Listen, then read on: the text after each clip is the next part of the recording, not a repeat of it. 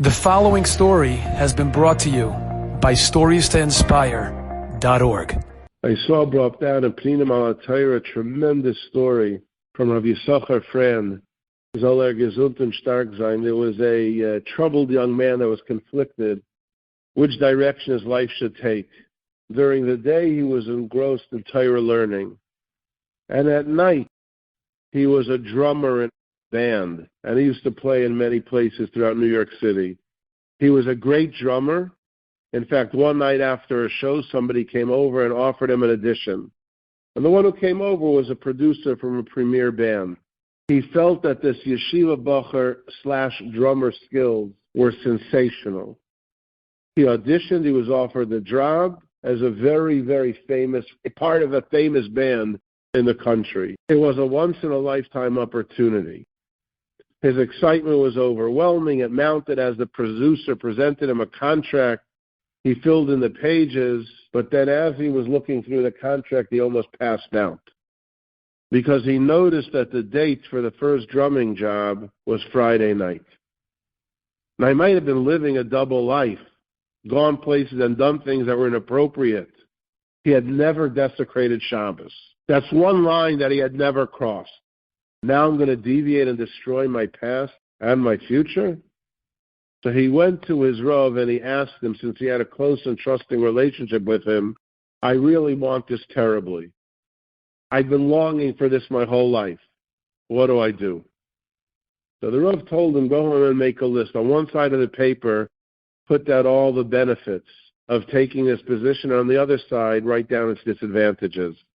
And then evaluate the pluses and the minuses and make an intelligent decision. I'm always here to help you. A few days later, the drummer comes back to the Rav's home with the paper in hand. He puts the desk on the paper with the list that he made up, and he began to cry. The Rav read the long list of advantages. Some might have been appropriate, others lacked substance. But on the right side, there was but one word. In big, bold letters, he wrote, eternity. Everything was up against one word, eternity. And that was the moment that he realized the value of the Spirit. I could say that was the moment that he held on to the Biktei Hashamayim. That was his moment of Biktei Hashamayim, knowing his priority. That was the moment that he realized there was only one correct decision to make. And especially as we approach the last Shabbos of the year, we think about that idea of eternity, of Biktei Hashamayim. I remember once hearing, and with this will conclude, I guess it's an incredible Maisa. I had a chance to meet the person who was super close with the one that it happened to. There was someone who became a Baal Tshuva.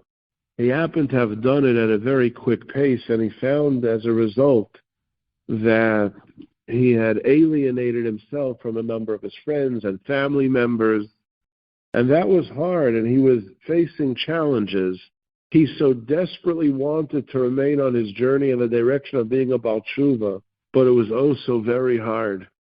And he was holding on to that Biktei Hashamayim within him. And one night he was traveling in his car, I believe it was in the country upstate, on a long, dark road.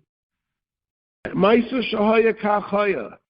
And he came to, it was pitch dark, he came to a four-way stop. As he was driving up, he started to cry. And he started to say, talking to himself, talking to Hashem, this journey has been so difficult while it's had tremendous fulfillment.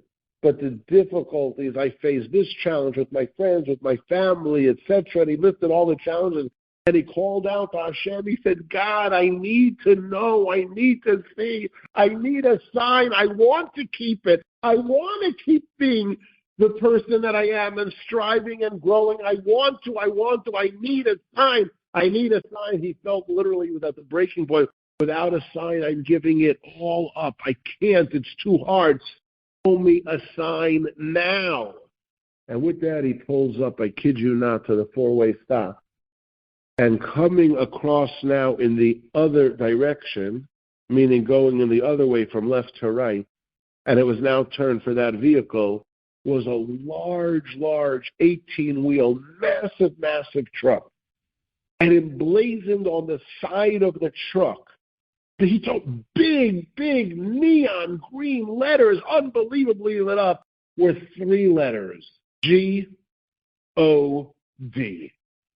You see, Rabbi saying it was a truck that worked for guaranteed overnight deliveries. But at night, all the other letters are shut off because there's not really any business at night.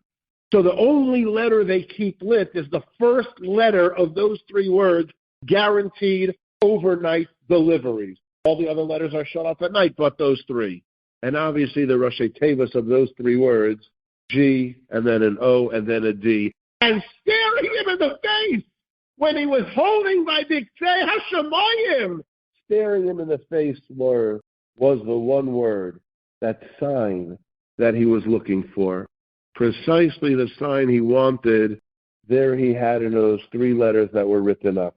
He saw quite literally the name of Hashem, and Baruch Hashem that kept him on that beautiful path. Enjoyed this story? Come again. Bring a friend. StoriesToInspire.org